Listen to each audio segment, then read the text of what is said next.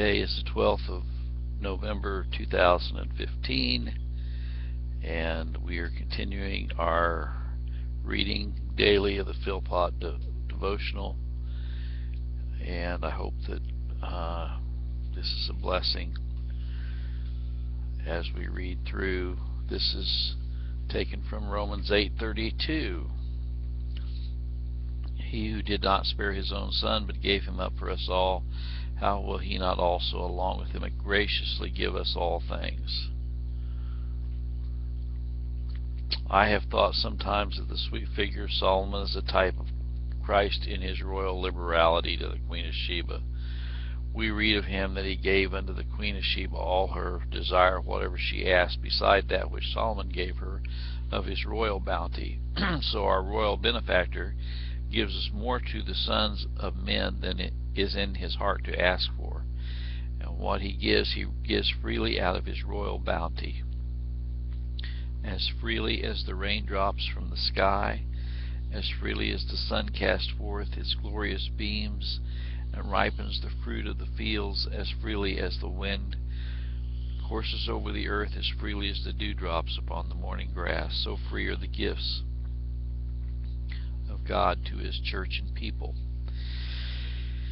Indeed, in giving Christ, God gave everything. The apostle declares he has blessed us with all spiritual blessings in heavenly places in Christ Jesus. We must never look upon spiritual blessings as broken fragments of the love of God, mere shreds and patches, scattered crumbs, waifs and strays like floating pieces of some shipwrecked vehicle, but we must look on the blessings of the gospel as all stored up in Christ, our covenant head.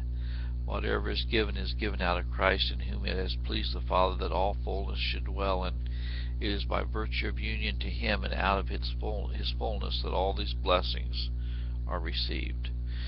How can we lift up our thoughts? How raise up our hearts adequately to conceive of the gift of God's only begotten Son, his eternal Son, the Son of the Father in truth and love, given out of the bosom of God that he might become incarnate, suffer, bleed, and die, and by a suffering life and meritorious death offer a sacrifice acceptable to God, a sacrifice whereby the sins of God's people were forever put away. The grand source of all the admiration and adoration and the eternal blessedness of the saints will be the holy enjoyment of the mystery of an incarnate God, the incarnation of the second person in the glorious Trinity, the eternal Son of the eternal Father, his taking human nature into union with his own divine person, will be the mystery that will ravish the hearts and fill the lips of God's saints with an endless theme of admiration and joy throughout the countless ages of eternity. Well, just a couple comments on this morning. You know, there's such an emphasis in our society about, at this time of the year, going out and getting gifts for Christmas. And people are spending literally hundreds of thousands of dollars on Christmas. But yet the eternal Son of God gave of himself to us freely, without price, without cost. And God's whole purpose was to show to his creation his unfathomable love by giving us a gift without requiring works on our part. But yet, as a response to that free gift, people who are professing Christians go out and spend hundreds of thousands of dollars and demonstrate works.